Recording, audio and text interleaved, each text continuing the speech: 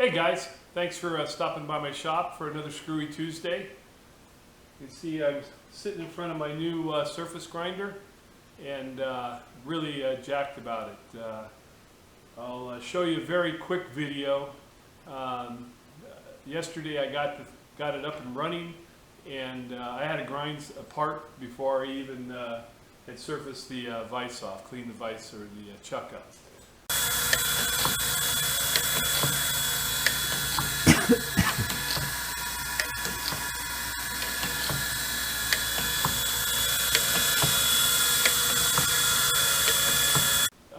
Let me hit a couple buttons here. Spindle on, and hydraulics, and look, Bob, no hands. So she feeds side to side and also feeds front to back. Turn the knob here and you can click your direction front to back. You got speed control, slow it down, or you can speed it up. Real sweet machine. Having a lot of fun with it so far, and I imagine anything that gets set down in my shop is going to end up getting a grind on it. Got a little cleaning to do still, still learning the machine, but I'll bring you up for a little close-up of it. The other part of today's video, we're going to go for a visit. We're going to go visit my buddy Carl, and he's going to have a discussion on scraping on a lathe bed. Pretty interesting, and I think you guys are really going to enjoy it. As always, I appreciate you stopping by the shop, appreciate all the new subscribers, and having a lot of fun with my new machine here. Let me grab the camera and I'll move you up a little closer. We'll take a peek, and then we'll move off to Carl's. So you can see the chuck's been surfaced, and it came out really nice. I do have it's perfect end to end, and I got a little bit of cross issue with it still. But that was just the first grind, and all that rust you'll see in the video of me running this when I was grinding that one part. The wheel did load up.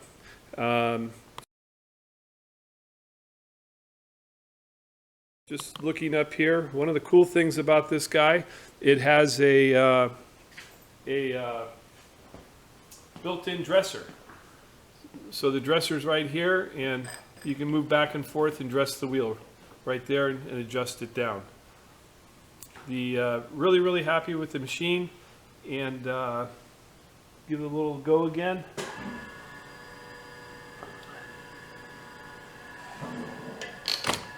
Whoop! Hit the handle there.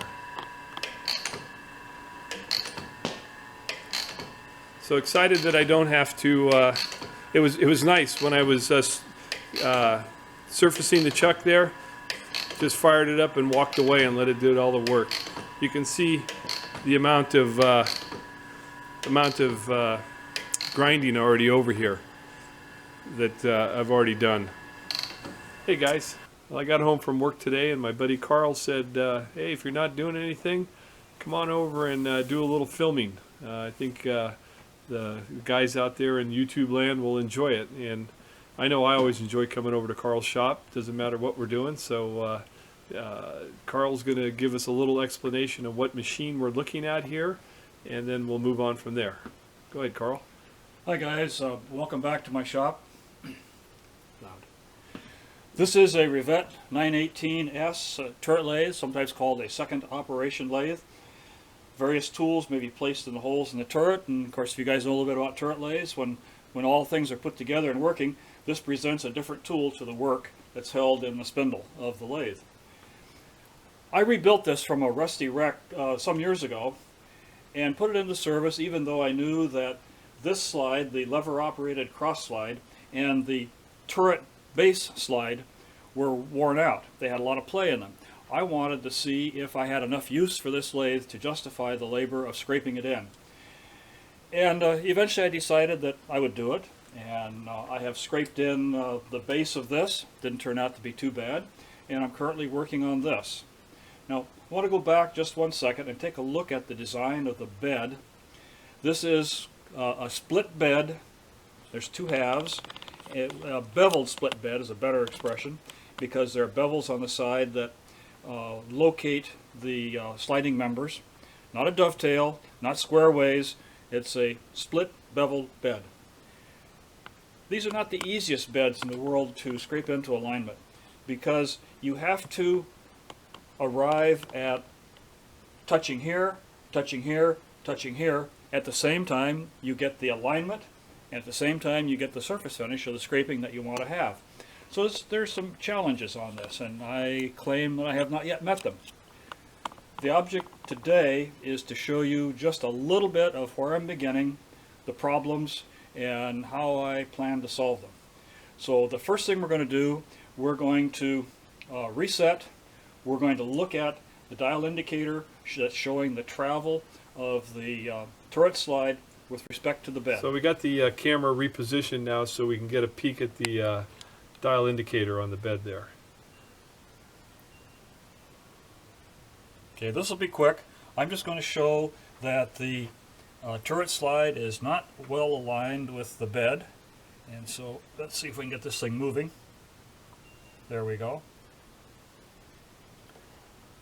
So in the span of 2 3/4 inches, the dial indicator moves about 1.5 thousandths, and it is pointing downhill. So the scraping process, I'll show you just a little bit of it when I turn this upside down, but the scraping process is going to bring the alignment of the slide parallel to the top surface of the bed. Okay, we're going to reset. I'm going to show you the other problem that has to be addressed at the same time. The bevels on the turret slide are worn with respect to the bed, and you can see this by, there we go, there is about 2 thousandths side-to-side play at the front. When I started scraping there were 3 thousandths, so I am improving things. That improvement has been done by scraping the bottom side of the turret slide on the flat ways. So I am lowering the slide and it's bringing the bevels closer into contact. Okay, we're going to next take this off. I'm going to set up, I'm going to show the rigging and the little crane that I built, and so hang on a second, we'll be right back. So just a junior question for me. So as this surface is being lowered, you make it up in the tooling. So it for concentricity to being on center? Yes. The last operation, once all of the alignment, all the scraping is completed, then the holes in the turret will be rebored from a live boring bar in the spindle. That will change the location.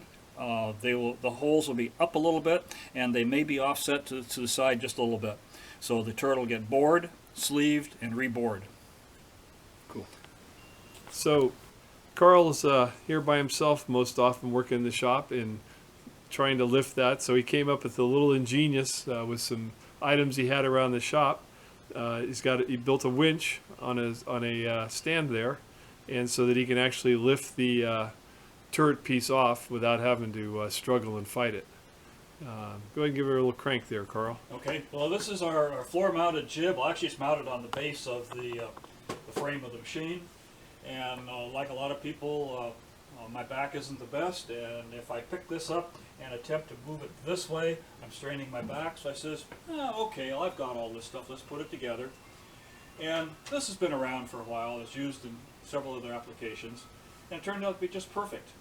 But the thing I really want to talk about is I had a lot of fun making this custom sling. It's a double eye, and I just simply took a piece of synthetic rope and I spliced in exactly the dimensions that I needed, and here we go. We are going to clickety, clickety, clickety, clickety, and the jib swings around.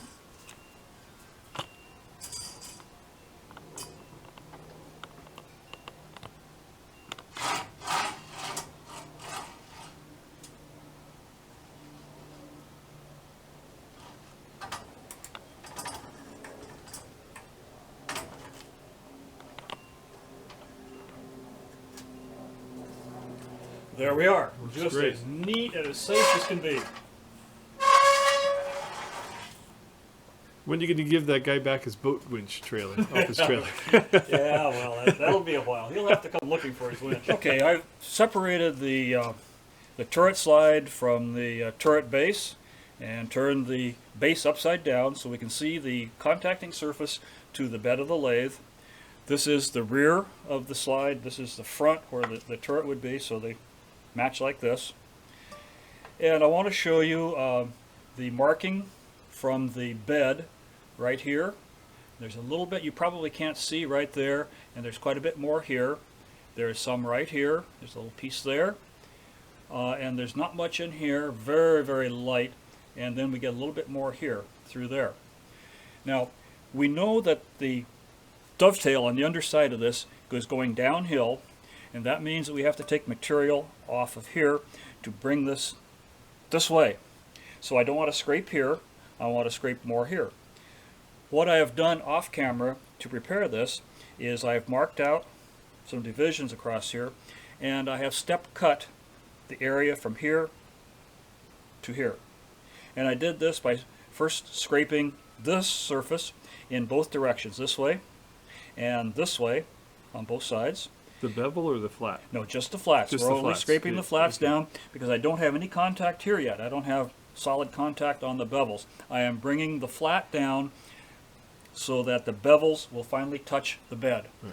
And once I get that, then I start looking at the alignment in this direction. But right now I'm only concerned with the alignment in this direction.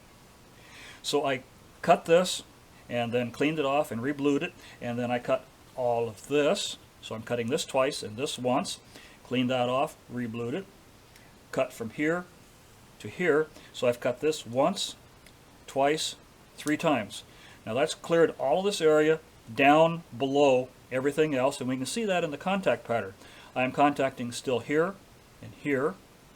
and up here. The rest of the scraping that I'm going to do for a while is taking mostly off of this and maybe just a light cut in this division right here, because I'm still tilting down this way. And now here comes the disclaimer. I am not an expert scraper. I have learned a little bit about it.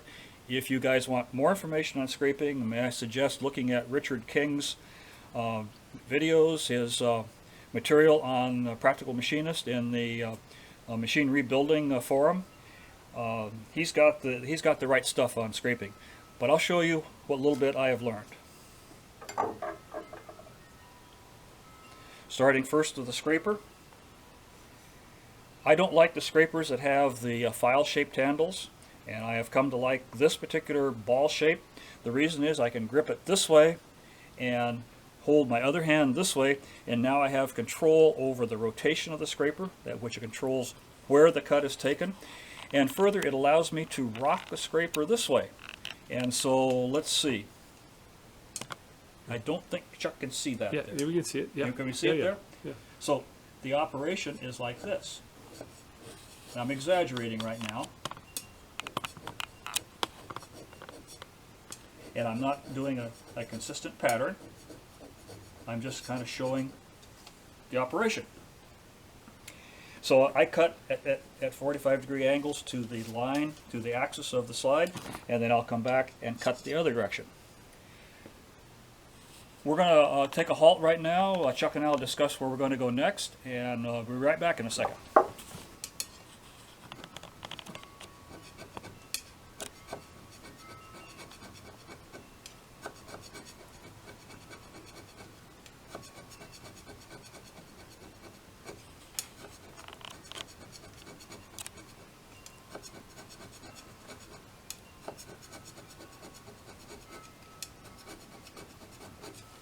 There is one pass in one direction. The next pass would be at a 45-degree angle to that. I'm not going to take your time up to show you that. And that's really a very actual fine dust. Yes. That's coming off there. It's very, very fine. That was a light cut. It was probably just a couple tenths, if that much. So clean all the grit off. Let me back up. Get your deburring stone out.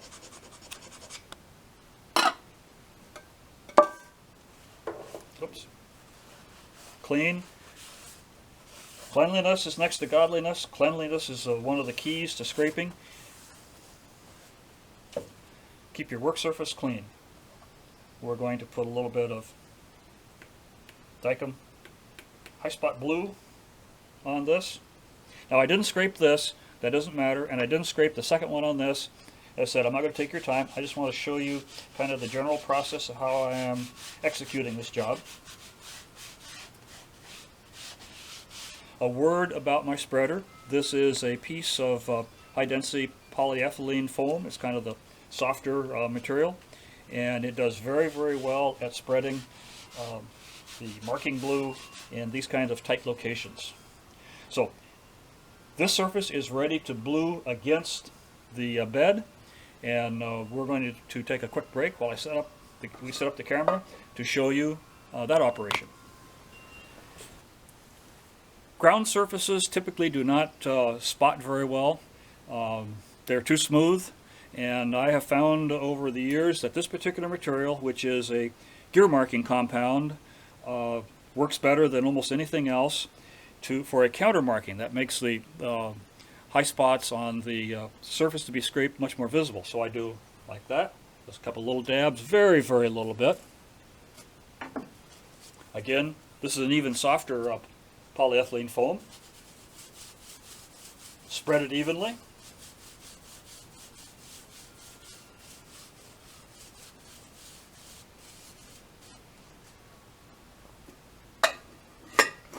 Okay, we'll take a quick break. I'll set the slide in place. Well, I get to show off my jib crane again. So here it is. The work is coming in. Oops, the other way. The other up.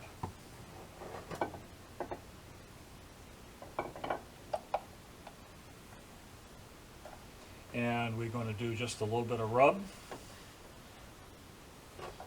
Back up.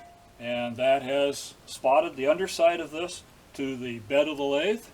And we'll halt here a bit while I put it back in the scraping bench, and we'll take a look and see what it looks like. Okay, well, we're going to finish up today by just looking at the last spotting that I showed you. We see that we are getting contact here. These are the high spots, and the lower spots are this area here where it's less bright, not quite as shiny. Over here, for the most part, we don't see any really bright high spots. We see some lower spots here, and then even lower here where there's no marking at all. So that one cut that I took going this direction across here has lowered the surface enough that it has changed the spotting that we see. Originally it was like this, where we had some high bright spots surrounded by lower spots, and now we have all lower spots. So I'm going to recut this. The second time I'm going to cut this completely twice, once in each direction, and then I will put it back on the bed, respot this, check for slop in this direction, and see how my progress. I have a lot more material to take off. I tend to be slower and a little more careful about this because I am a beginner, and really I'm out here having fun learning how to do this. Okay guys, there it is. Thanks a lot for coming to my shop. Thank you, Carl. Okay, I'm back, and I'll tell you guys, I tend to move quickly, and I wave my hands and talk a lot faster than I should. And I got to thinking after we completed the previous version that I wanted to go back and explain to you just a little bit more of the shape of the bed and the problems that arise in scraping the turret slide into alignment. So first of all, this is a split beveled lathe bed. So the split is here, the lathe bed is this part, here's the split, and here's a bevel, and there's a bevel. Now these lathes were made by such manufacturers as Wade, Ames, Rivette, Horth, and Pratt & Whitney. They were an outgrowth of similar watchmakers lathes. And so there's watchmakers, there's clockmakers, and then there's instrument makers lathes. The instrument makers lathes were the largest of them. They tended to have swings in the area of 7 to 9 inches. And they were used a lot for manufacturing meters, any kinds of small components for optics, electronics, whatever have you. Let's look at the problems I have with this one. So we'll start here. This is the lathe bed. This is the turret slide base, and this is the turret slide itself, and the turret would be right here with the tooling. I didn't put the center of the spindle. The spindle will be out here. I should have put that there, but you know it's there. Two problems we had. First of all, this slide is pointing downhill. So here I put a dial indicator, and as the slide traverses back and forth, the indicator goes up and down, up and down. So I have to correct this error by scraping more material from here than from here to tilt this back down that way. The second problem is, we'll look at here at the front, is that there is a space between the bevels on the base and the bed, and this allows the base to move back and forth. Same problem over here. This was about 3/1000ths, this was about 2/1000ths, so there's a little more wear in the front than in the back, which you would probably expect. And then I've drawn up here in the top view, you can see that the base can rock back and forth. One of the problems that I expected to see in the base, we look here just at the sides of it, would be that it would not be a straight line across here like this, but would have some curve. More wear at the ends than in the center. And so in the process of checking the alignment and the shape, I need to find out, is this straight or is it curved?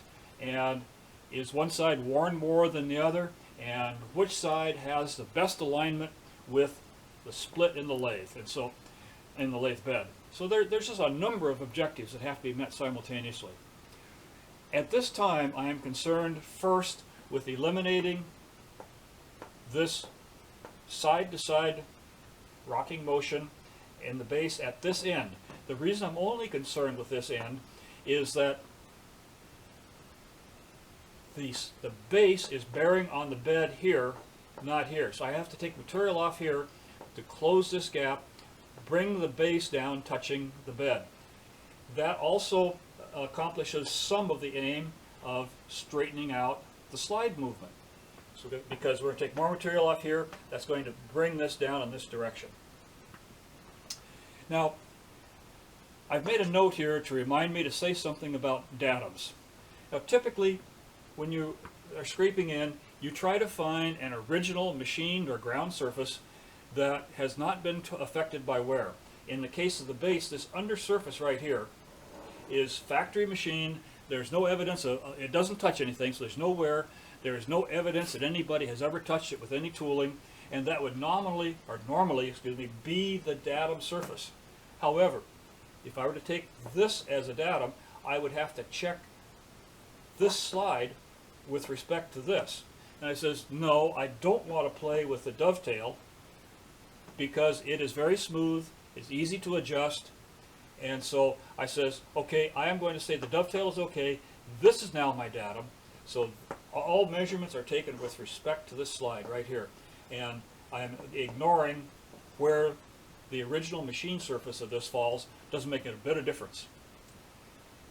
Now the reason I had Chuck come back today is that I scraped this flat surface on the back and I brought this down from about 2/1000ths down to where it's touching. I had exactly 0 play. At that point I says, time for an alignment check. I put the turret slide back on the base, put the indicator out here, back and forth, back and forth. The original error was 2/1000ths and 2 3/4 inches of travel. Taking the material off to fix this problem only decreased this error to 1.5/1000ths. And I says, uh-oh, that means I have to take a lot of material out of here to bring this slide down. I not only have to take the material off of the flat, but off of the bevels. I've got a lot more work. And it's at that point I says, time to get out the power tool. Okay, we're going to reset here. I'll be right back in just a second and I'll show you what happens next. This is the Biax electric power scraper, one of the handiest tools ever invented. I've had it for many years. I do not have much experience with it. I've been kind of intimidated by it because, well, you know, a power tool, it takes some skill to use it. And I thought it would be harder to learn to use this than to learn hand scraping. But faced with the amount of material to take off that I have, I says, you know, let's try it. I've learned a couple things about this one. This is probably the original version. It is a single speed. It does have adjustable stroke, and the suggestions that I've seen on Practical Machinist rebuilding a forum is decrease the stroke, decrease the speed. So here's the stroke adjustment. I've run it all the way down, so I'm getting a very short stroke, and I'm using my Variac here for speed control. Variacs are vastly better than SCR controls. Don't try to use, well, you might try your router speed control, but I like to use the Variacs. I consider them vastly better. Anyway, I'm going to show you a little bit of scraping. I started right here. I think that's visible. You can see I've taken just a little bit of the corrosion off, and here goes.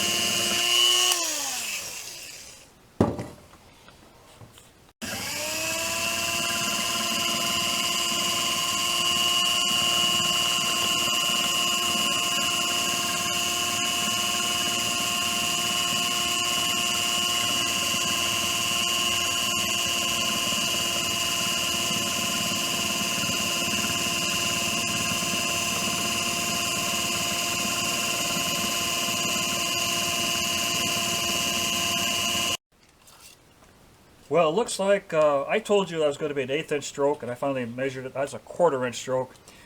Very consistent. Now you notice here I didn't have very good control over where the cut took place. There was 3 strokes, but they tended to move around. By the time I got this far, I realized I put a little more pressure. I came back this way, and you see now I have a very, very well-defined area where the cut took place. Just running my finger across this, I can feel that there's a fair amount of material taken off, and so we're going to move over to the surface plate. Chuck suggested we run an indicator across this and see if we can measure how much material was removed. Okay, this was just this cast iron piece was just a scrap that I got out and passed it over the wire wheel, and I says, well, I can do a little scraping on this. Now, the surface is pretty rough, so the measurements that we're taking starting from this surface are just a guesstimate, but they're showing +2 thousandths right now, and on that original surface, and going to the scraped, we took off just about 1 1/4 thousandths. And again, because of the rough surface, those are only approximate. Going back over here, that says just about 1 1/2 thousandths, but the original surface was going downhill because that's at a thousandths lower than this reference surface. So, but anyway, one pass, probably in the area of 3/4 thousandths, something like that. So that's it for the scraping part. Next time I have you guys over to the shop, I will have bored and sleeved the turret, or I have at least set up for it. I'm not sure how this is going to fall out, but I will invite you back to see the process of boring the turret. I'll say something about that. The turret holes are 2 thousandths large. Any tool that I put in there can move, and I think you've probably already figured out that all the scraping that I'm doing on the turret slide base is going to lower the position of the tool holding holes in the turret below the line of the spindle, and so the combination of oversized hole and change in location, I have to rebore, bush, and sleeve rebore and sleeve the turret holes. So that'll be the next thing I'll show you. See ya.